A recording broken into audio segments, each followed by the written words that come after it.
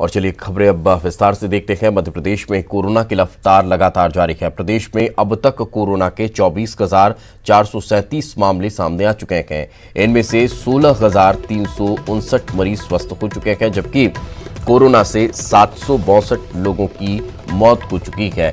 प्रदेश में कोरोना के सबसे ज्यादा 6,339 मामले इंदौर में सामने आए हैं।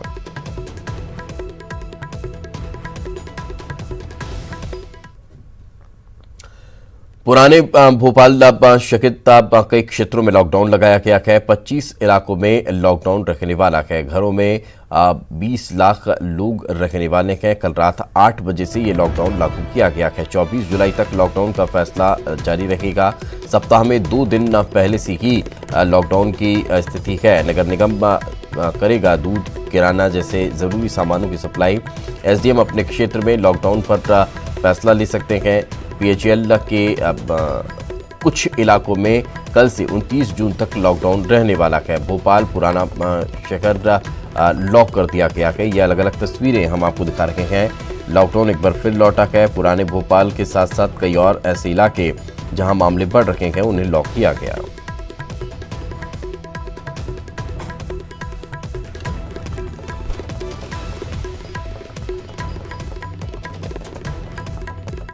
अभी एक हफ्ते के अंदर अंदर जो है कोतवाली क्षेत्र के और कोतवाली क्षेत्र के आसपास के एरिया में लगभग 49 पॉजिटिव मरीज आए हैं। घना एरिया है, बहुत घना मार्केट है, लोग उसमें रहते भी हैं।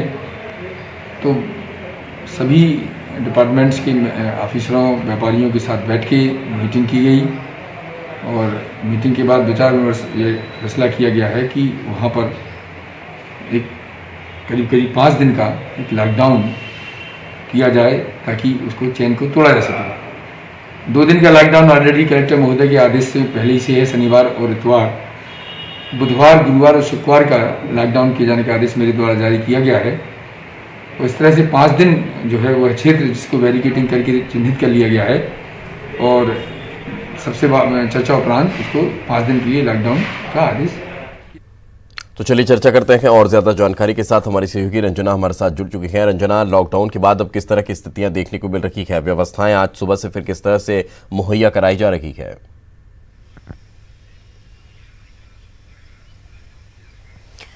जी दिवेश, बिल्कुल पुराने शहर के बाजारों को बंद कर दिया गया है। यानी पुराने शहर में अब टोटल लॉकडाउन कर दिया गया है। 3 दिन का लॉकडाउन है, लेकिन शनिवार और रविवार को भी लॉकडाउन रहता है। ऐसे में ये लॉकडाउन 5 दिन का कहा जाएगा और लोगों को घरों से ना निकलने की जो सख्त निर्देश हैं वो भी दिए गए हैं। हालांकि लोगों को ज़रूरत के सामान की कोई दिक्कत ना हो, इसीलिए नगर निगम ने खुद इंतजाम किए हैं कि जो नगर निगम के कर्मचारी हैं वो पुराने शहर के इलाकों में ज़रूरत के सारे सामान सप्लाई की जाएगी, चाहे वो सब्जी हो, किराना हो, दूध का हो, इन सब जरूरत के सामानों की रोजाना सप्लाई की जाएगी। और हालांकि एक और जो सुविधा है नगर निगम की तरफ से पुराने शहर के इलाकों में वो ये है कि यहाँ पर जगह जगह पर बैनर लगाए जाएंगे जिसमें सभी व्यापारियों के, किराना दुकान वालों के नंबर चस्पा किए जाएंगे। यानी अगर किसी को नगर निगम के कर्मचारियों से सामान नहीं बुलाना है तो वो खुद इन नंबर्स पर कॉल कर सकेंगे, जहां पर व्यापारियों के घर से उनके घर तक सामान पहुंच सकेगा। यानी जो लॉकडाउन के दिन है 4 से 5 दिन, उसमें किसी तरह से लोगों को दिक्कत ना हो, इसका पूरा ध्यान जो कलेक्टर है, जिला प्रशासन की टीम है, उन्होंने रखा है। और एक और बात यह है कि जिन जिन इलाकों में कोरोना पॉजिटिव केस बढ़ रहे हैं वहां पर जो लॉकडाउन है वो लगाने की तैयारी है। जिस तरह से बीएचईएल के इलाकों में कल से लॉकडाउन रहेगा क्योंकि वहां पर भी कोरोना के केस बढ़ रहे हैं। लाल घाटी के कुछ इलाकों में लॉकडाउन रहेगा। और यही बात जो जिला प्रशासन की तरफ से कही गई थी कि जिन जिन इलाकों में कोरोना के पेशेंट बढ़ेंगे वहां पर सुरक्षा के लिहाज से लॉकडाउन कर दिया जाएगा। यानी पूरा राजधानी भोपाल की बात करी जाए तो यहाँ पर पूरा भोपाल नहीं बल्कि कुछ इलाके चिन्हित किए गए हैं जहां पर सबसे ज्यादा कोरोना के केस बढ़ रहे हैं, तो वहां पर अब लॉकडाउन किया गया है। और दूसरी बात यह भी है कि पुराने शहर में भले ही लॉकडाउन किया गया है, कल रात 8 बजे से लॉकडाउन प्रभावी हो गया है, लेकिन फिर भी लोग जरूरत का सारा सामान लेने के लिए बाजार बाजारों में निकले यानी बहुत ज्यादा भीड़ एक साथ देखने को मिली। और कोरोना पेशेंट बढ़ने का एक कारण यह भी है कि ना तो सोशल डिस्टेंसिंग का पालन किया जा रहा है और ना ही सही तरीके से लोग मास्क का इस्तेमाल कर रहे हैं। जागरूकता की कहीं ना कहीं अभी भी कमी नजर आ रही है। इतनी सख्ती के बाद भी जागरूक लोग होते हुए दिखाई नहीं दे रहे हैं। खैर रंजना, साथ में रहें, आगे भी आपसे चर्चा करेंगे और यही वजह है कि लगातार सख्ती प्रशासन करता हुआ दिखाई देता है। आगे बढ़ते हैं, खबर ग्वालियर से है। आज से हटा दिया जाएगा दिन का कर्फ्यू। सुबह 6 से शाम 7 बजे तक अब शहर खुल सकेगा। रात 8 बजे से सुबह 5 बजे तक कर्फ्यू जारी रहेगा। कलेक्टर ने आदेश जारी कर दिए हैं। क्राइसिस मैनेजमेंट की बैठक में यह फैसला लिया गया है। कुल पॉजिटिव मरीजों का जो आंकड़ा है वो 1792 पहुंच चुका है। साथ ही साथ कलेक्टर ने यह भी कह दिया है कि अगर सोशल डिस्टेंसिंग मेंटेन नहीं की गई तो फिर लंबे लॉकडाउन के लिए भी शहर तैयार रहे। खबर भोपाल से, शिवराज कैबिनेट की आज जब महत्वपूर्ण बैठक होने जा रही है। सुबह 11 बजे मंत्रालय में बैठक होगी। कई अहम प्रस्तावों पर मुहर लग सकती है। हालांकि कल ये बैठक 11 बजे होनी थी, लेकिन इस बैठक में श्रद्धांजलि सभा के बाद तब बैठक को स्थगित कर दिया गया और सीएम रवाना हो गए थे उत्तर प्रदेश के लिए राज्यपाल को श्रद्धांजलि अर्पित करने के लिए। तो आज अब ये बैठक आयोजित की जा रही है।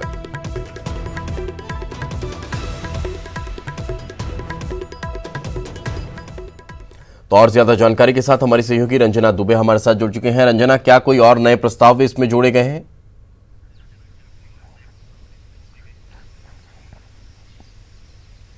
जी दिपेश, बिल्कुल शिवराज कैबिनेट की बैठक आज होने वाली है। सुबह 11 बजे से बैठक होगी। हालांकि कल ये बैठक होने वाली थी, लेकिन राज्यपाल के निधन के चलते बैठक को स्थगित कर दिया गया था। यानी जो कैबिनेट की बैठक जब शुरू हुई थी उसमें राज्यपाल लालजी टंडन को श्रद्धांजलि अर्पित की गई थी और उसके बाद मुख्यमंत्री शिवराज सिंह चौहान लखनऊ के लिए रवाना हो गए थे। यानी कल की जो बैठक स्थगित थी वो आज होगी और आज का महत्वपूर्ण जो प्रस्ताव है उन पर मुहर लग सकती है। और इन प्रस्तावों पर उपचुनाव की जो उपचुनाव आने वाले हैं तो वो रूपरेखा भी जरूर उपचुनाव के चलते वो प्रस्ताव है वो भी यहाँ पर देखने को मिलेगी। लेकिन कई महत्वपूर्ण प्रस्ताव हैं, जैसे कि कोरोना संकट काल के दौरान जो पुलिसकर्मी ड्यूटी पर थे और उनकी कोरोना से मौत हो गई, ऐसे में इन पुलिसकर्मियों को अब उपनिरीक्षक के पद पर यानी नियुक्ति, उनके परिजनों को उपनिरीक्षक के पद पर अनुकंपा नियुक्ति देने का जो प्रस्ताव है उस पर भी मुहर लग सकती है। रेत खनन को लेकर जो प्रस्ताव है उस पर भी मुहर लग सकती है और इसके साथ ही जो राज्य प्रवासी श्रमिक आयोग है इस पर भी मुहर लग सकती है। लेकिन इसके साथ ही करीब 2 दर्जन से ज्यादा महत्वपूर्ण प्रस्ताव हैं उन पर जरूर आज इस कैबिनेट में मुहर लगेगी। यानी इस लिहाज से जो 24 से 25 प्रस्ताव हैं वो आज यहाँ पर पारित किए जा सकते हैं, उन पर मुहर लग सकती है। बिल्कुल, चलिए साथ पे रखें, आगे भी चर्चा करेंगे। तो कहीं ना कहीं महत्वपूर्ण ये बैठक मानी जा रही है। तो वहीं इससे इतर भोपाल में एक और महत्वपूर्ण बैठक चल रही है। भोपाल में आज आरएसएस के वर्किंग ग्रुप की बैठक का दूसरा दिन है। शारदा विहार में आयोजित संघ की बैठक 5 दिनों तक चलने वाली है, जिसमें संघ प्रमुख मोहन भागवत समेत कई बड़े पदाधिकारी शामिल हुए हैं। बैठक में कोरोना के दौरान और बाद के हालातों के साथ साथ मध्य प्रदेश की मौजूदा राजनीतिक हालात पर भी मंथन चल रहा है। तो रंजना लगातार हमारे साथ बनी हुई है। रंजना, अब बैठक आज दूसरा दिन, क्या बीजेपी के भी कुछ नेताओं के पहुंचने की उम्मीद है?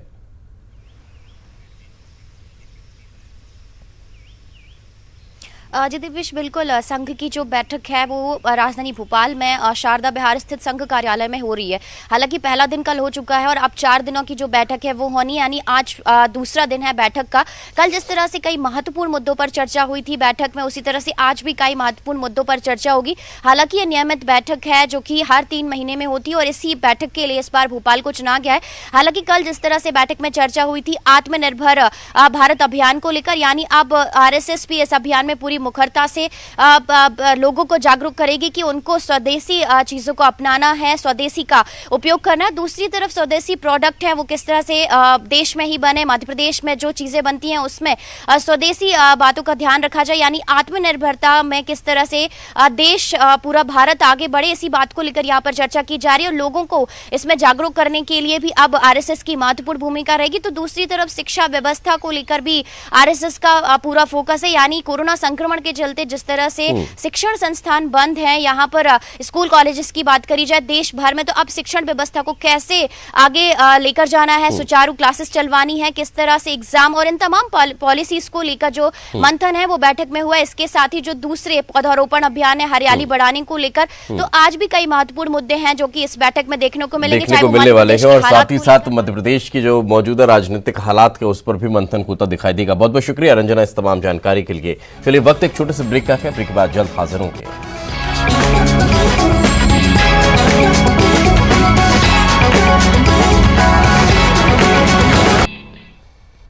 ब्रेक के बाद एक बार फिर आपका स्वागत है। राज्यसभा सदस्यता आज ग्रहण की जाने वाली है। आपको बता दें मध्य प्रदेश के 3 राज्यसभा सदस्य अपनी सदस्यता आज ग्रहण करेंगे। बीजेपी से ज्योतिरादित्य सिंधिया और सुमेर सिंह सोलंकी, तो कांग्रेस से दिग्विजय सिंह आज सदस्यता लेने वाले हैं।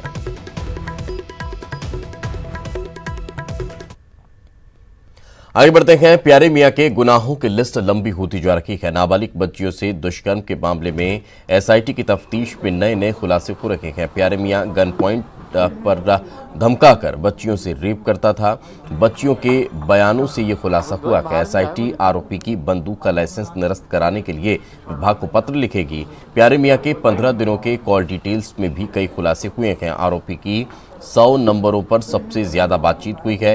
इनमें पुलिस अधिकारी, कर्मचारियों, कई राजनेताओं और पत्रकार भी शामिल बताए जा रहे हैं। एसआईटी इन सभी लोगों से पूछताछ कर रही है। एसआईटी कल प्यारे मियां को 5 बच्चियों के साथ भोपाल के शाहपुरा स्थित विष्णु हाइट्स फ्लैट पर लेकर पहुंची थी। मामले में अब कई बड़े खुलासे होने की संभावना जताई जा रही है।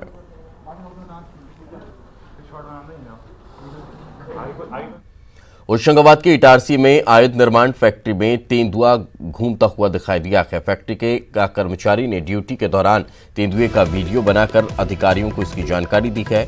इन तस्वीरों में आप तेंदुए को साफ देख सकते हैं। बताया ये भी जा रहा है कि ये तेंदुआ काफी देर तक फैक्ट्री में घूमता रहा, जिससे कर्मचारियों में डर का माहौल बना रहा। फैक्ट्री के पास जंगल होने की वजह से अक्सर तेंदुआ आसपास सा दिखाई देता है, लेकिन आज तक तेंदुआ ने किसी को नुकसान नहीं पहुंचाया है और ये तस्वीरों में कैद हुआ है।